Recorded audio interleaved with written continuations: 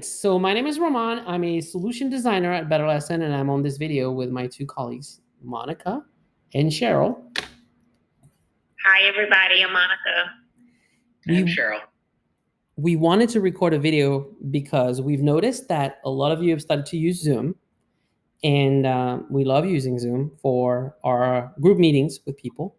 But we also know that once we get the basic functions of Zoom figured out, after a while, it can feel hard to have a large group of students in one room and to try to share the mic with them and do an engaging class, et cetera, et cetera. One of the functions of Zoom that can make that a lot better is the breakout rooms.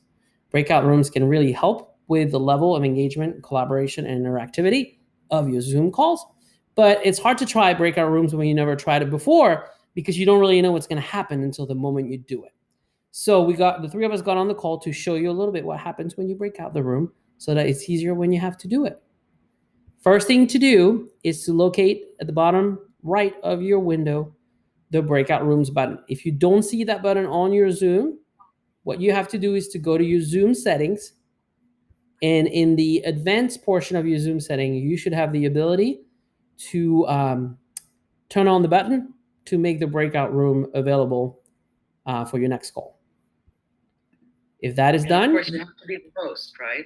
And you have to be the host, right? Definitely, you have to be the host. Thank you, Cheryl.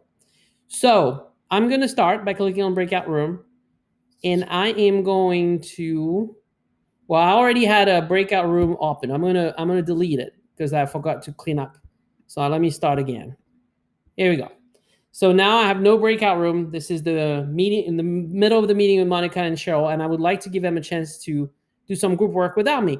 So I'm going to assign both of them to one breakout room, which is not this one. It's a different room. And I'm going to do it automatically because it's only 2 people. If I had 10 people with me right now, I could create more breakout rooms. I could assign people manually or automatically. But right now, I'm going to do automatically into one extra room. I'm going to create the breakout rooms. I haven't opened them yet, so they're still here with me. Cheryl and Monica, I'm going to open your room. While you go there, why don't you chat about something you like about Zoom and something you wish to improve about Zoom? Something like that. Okay. So I've opened the room. They get a message on their computer inviting them to join. I've got it. You got it. See you in a minute. Okay. So you really don't want to be closing the rooms right now. But boom, right now, it looks like you lost your people, but you haven't. What you see is, well, you're by yourself for a minute, so that's good. But you see right here in this window, the breakout room where Cheryl and Monica is in. And you also see that Monica is calling me for help. So I can join that room and see if I can help Monica.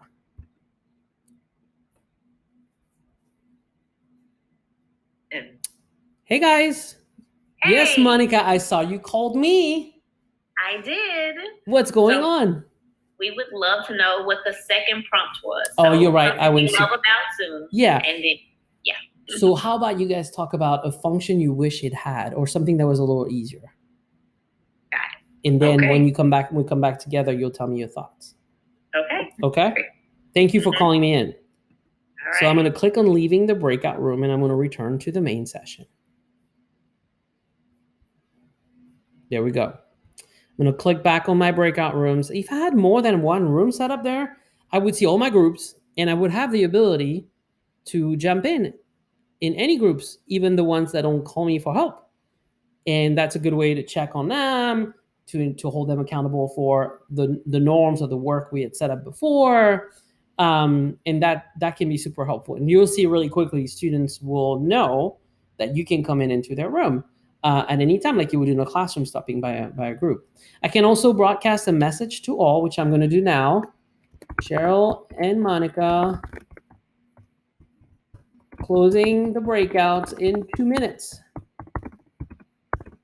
So I want to give them a little bit of a heads up, a 2-minute warning that when they come back together, I can broadcast other messages where I remind people of the direction, right? And everybody in the room get that message. Okay, so that's really helpful to create group activities, small group collaboration more easily in Zoom. And you can create up to 50 rooms, I believe, right?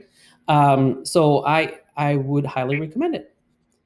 Hey, Hey, we're back. you came back even before I closed all the room, and that's okay. So you probably decided to come back. You were done, but I'm just going to show you all that I could close the room right here, which I'm going to do. And when you close the room, it gives people a 60 seconds warning to come back to your room. By the end of the 60 seconds, they have to have finished the conversation because they're going to be brought back automatically. But Monica and Cheryl decided to come back on their own. Welcome back. We're sorry. So what's one thing you Sorry. wish you could improve about Zoom?